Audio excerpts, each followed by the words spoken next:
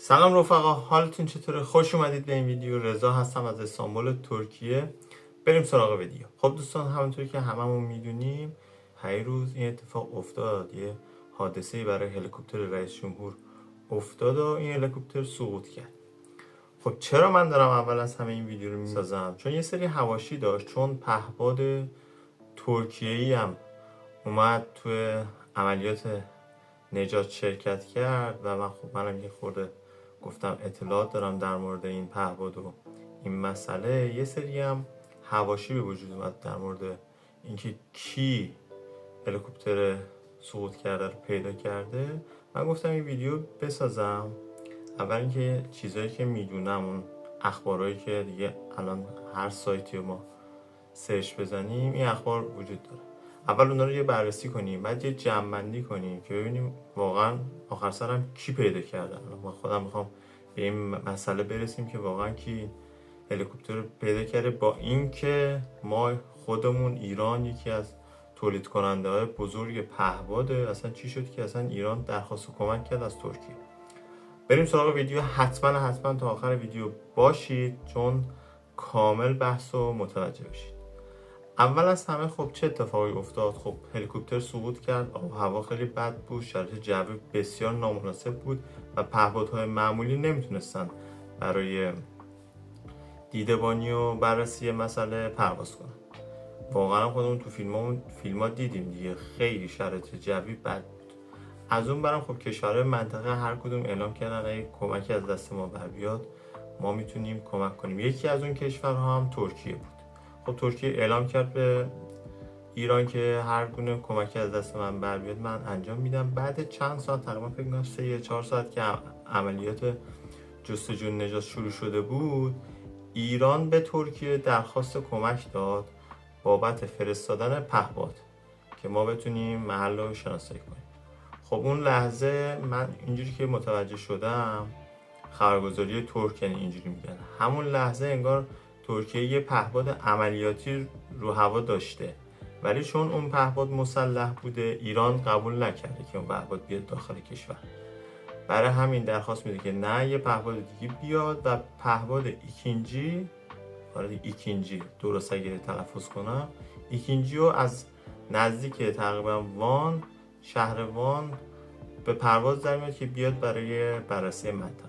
خب تقریبا فکر میکنم نیم ساعت 40 دقیقه 1 ساعت راه داشته. همونطور که تو این عکس هم میبینید میاد شروع میکنه گشته خودشو میزنه. فیلماش هم که تقریبا به صورت لایو داخل خبرگزاری ترکیه میذارن. من داشتم اون شب، من کاملا تا صبح داشتم خبرها رو بررسی میکردم، به صورت لایو کاملا تصویرها رو گذاشته بود و هر کسی راحت میتونست این تصویرها رو ببینه. جورایی تقریبا من میتونم بزنم یه شو تبلیغاتی رو انداخته بود برای پهپادهای خودش. حالا آخر سر میرسیم به این مسئله. اومد و یه سری چرخ زد و تقریبا بعد فکر میکنم 2-3 ساعت یه فیلمی منتشر کرد و یه تصویری که تقریبا یه نقطه سیاه بود که مثلا این نقطه حرارت داشته دیگه، که اینجا محل سقوطه. مختصاتش رو مثل این که به مقامات ایرانی داده و تا لحظه ای هم که اینا بتونن هلیکوپتر رو پیدا کنن تو منطقه داشته چرخ میزده.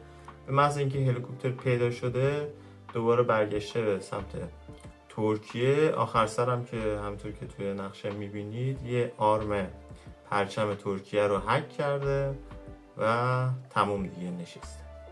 این بوده کل جریان پیدا شدن و این پهپاد ترکیه که این اتفاق افتاد. خب ما برمیگردیم به این که چرا اصلا ایران با اینکه پهپادهای پیشرفته‌ای داره، ما هممون میدونیم خب ایران ادعا داره توی پهپاد، چرا از ترکیه این درخواست کرد؟ این برمیگرده به یه مسئله که اینکه ما پهپادهامون از ترکیه کمتر نیست، چه بسا یه سری از پهپادها شاید بتونه تو رقابت تو پهپاد ترکیه بهترم باشه. ولی یه مسئله برمیگرده که من متوجه شدم، یکی این که دوربین دید در شب و سنسورهای حرارتی که پهپادهای ما مثل این که نداره اینا رو.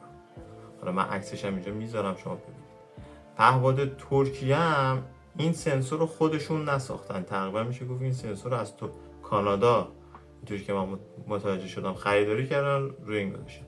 پس اینکه یه سری از من توی توییتر خونده بودم میگفتن چرا مثلا ایران نداره فلان اینا، ترکیه هم نداره، در واقع خریداری کرده، یعنی اون پهپاد ساخته، اون دوربین رو تقریبا خریداری کرده. ایران هم اونجوری که من فهمیدم، حالا راست و دروغشون نمیدونم، پهپادی داره که به این سنسورها مجهز باشه، ولی مثل این که یه دونه است این پهپاد، و این پهپاد هم تقریبا توی جنوب کشور بوده، تا بخواد برسه به اینجا خیلی طول میکشه، برای همین اینا درخواست کمک دادن از کشور ترکیه. دومین مسئله که بعد چند ساعت بعد از پیدا شدن پهپاد به وجود اومد، این که مختصاتی که پهپاد ترکیه داده اشتباه بوده و هلیکوپتر تقریبا با 6 کیلومتر فاصله از اون مختصاتی که پهپاد ترکیه داده پیدا شده. خب این خیلی مسئله مبهمیه که ترکیه میگه من یه مختصاتی دادم، فیلمش هم مشخصه، تمام. من فکر کنم واقعا همونه. اون مشخصات به محل پیدا شدن هلیکوپتر نمیخوره و تقریبا 6-7 کیلومتر فاصله داره. در خبرگزاری بی بی سی هم یه برنامه در موردش ساخت، میتونید ببینید که اینو اذعان کرد که این فاصله وجود داره. یعنی تقریبا میشه گفت اون مختصاتی که پهپاد ترکیه اعلام کرده 6 کیلومتر فاصله داشته. حالا ما نمیدونیم پهپاد ترکیه مختصات جدیدی فرستاده یا نه، چون هنوز کسی چیزی اعلام نکرده، ولی مختصات اولیی که داده اشتباه بوده. بعد اون افرادی هم که رفتن رسیدن هلیکوپتر رو پیدا کردن، فیلمایی که در اومد، اعلام نکردن که تقریبا میشه گفت 2-3 تا موتور سوارن، اعلام نکردن که به ما مختصات رو دادن ما پیدا کردیم یا اینکه خودمون پیدا کردیم. ولی چند ساعت بعد، تقریبا فکر می‌کنم 6-7 ساعت بعد، سپاه اعلام کرد که پهپاد خودش این منطقه رو پیدا کرده. یه فیلمی هم منتشر کرد. حالا من فیلم ها رو فکر میکنم خودتون دیگه بتونید ببینید، چون من نمیتونم لینکش اینجا براتون بذارم.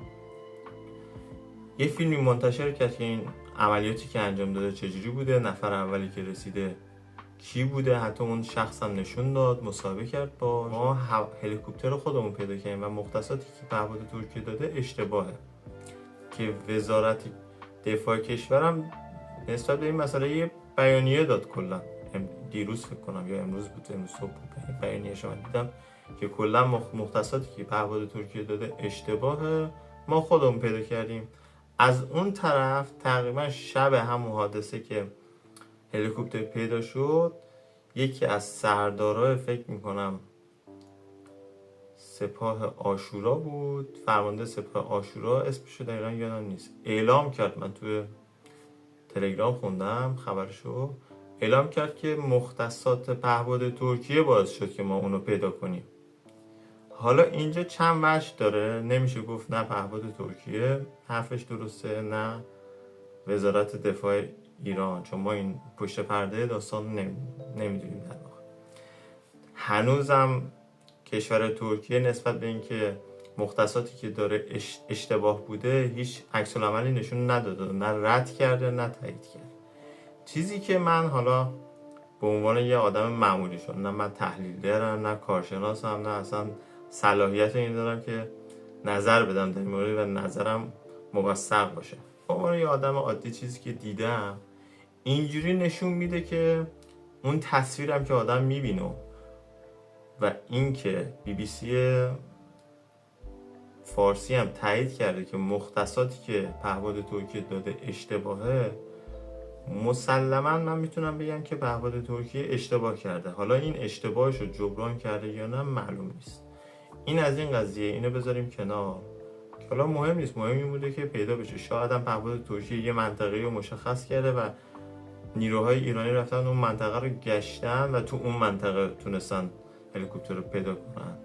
دوم این که میخواستم در مورد پهپادهای ترکیه هم صحبت کنم. حالا اگه دوست داشتید یه ویدیو اختصاصی در مورد ارتش پهپادهای ترکیه که تقریبا میتونم بگم بزرگترین ارتش پهپادی رو داره توی دنیا، خیلی پهپادهای جالبی داره، حالا حتما خواستید تو کامنت ها بهم بگید، براتون ویدیوشو میسازم. واقعا پهپادهای خوبی داره. این پهپادی هم که داشت جز پهپادهای خوبی بود، دمشون هم گرم که این پهپادو برای کمک به ایران فرستادن. از همینجا ازشون تشکر میکنم. حالا اگه کمکی هم کرده یا نکرده، مهم اینه که خواستن کمک کنن. از همینجا ازشون تشکر میکنم و اینکه مهم این بوده که این سریعتر پیدا بشه. ولی حالا یه بحث دیگه هم دارن که میگن مقامات کشور ترکیه یه جورایی از این میخواستن یه حالت بازاریابی در بیارن. بالاخره اون لایوی که توی فضای مجازی گذاشته بود تصویر پهپاد ترکیه تقریبا هزاران نفر داشتن، فکر میکنم اون شب تقریبا 200-300 نفر داشتن اون لایو رو میدیدن. خیلی تبلیغات شد براش که بتونه این پهپادا رو بفروشه و یه جوری به نفعش شد که این کارو کرد. ولی خب بالاخره کمک کرد به ما، دمشون گرم، دستشون درد نکنه. من صبحشم که اینجا اومدم واقعا همین همکارای ما که ترک بودن تسلیت گفتن، متاثر بودن از این قضیه. خیلی هم زیاد مثلا تشری اینا نزدن که آقا ما مثلا رئیس جمهورتون رو پیدا کردیم و از اینجور حرفا، اینجور چیزا اصلا نبود، رعایت میکردن. ولی یکی از خبرگزاری ترکیه این کارو کرده بود که مثلا من متنش هم دقیقا حالا یادم نیست ترکیشو، ولی یه هم چیزی نوشته بود که اگه رئیس جمهور خودتون رو گم کردید حتما با ما تماس بگیرید. یه جوری مثلا تشر زده بود به پهپادهای ایران و کشور ایران که مثلا نتونسته بودیم ما رئیس جمهورمون رو پیدا کنیم. به هر حال این اتفاق افتاد، اتفاق تأسف‌باری بود. یه جورایی هم نمیشه گفت که مثلا چه کاری از دست ما برمیاد. همینجا فقط اول اصلا میخواستم از کشور ترکیه تشکر کنم بابت کمکش. حالا نمیگیم کمکش موثر بوده یا موثر نبوده، ولی به نظر من فکر میکنم موثر نبوده، چیزی که ما میدونیم، مگر اینکه یه سری اطلاعات جدید بهمون بدن. موثر نبوده، یا اگرم موثر بوده خیلی کم موثر بوده، چون چیزی که مشخصه مختصاتی که بهمون داده اشتباه بوده. ولی حالا این پهپاد اومده و رفته و این داستان پیش اومده. امیدوارم از این ویدیو خوشتون اومده باشه. حتما کانالمون رو سابسکرایب کنید اگه میخواید در مورد مهاجرت به ترکیه، چالشایی که ما تو ترکیه داریم. خیلی ممنون که تا آخر این ویدیو با ما بودید. خیلی دوستتون دارم. آخر ویدیو جدید بهتون پیشنهاد میکنم حتما کلیک کنید و ببینید. لایک یادتون نره. هر سوالی هم داشتید برام کامنت بذارید. تا ویدیو دیگه، فعلا خداحافظ.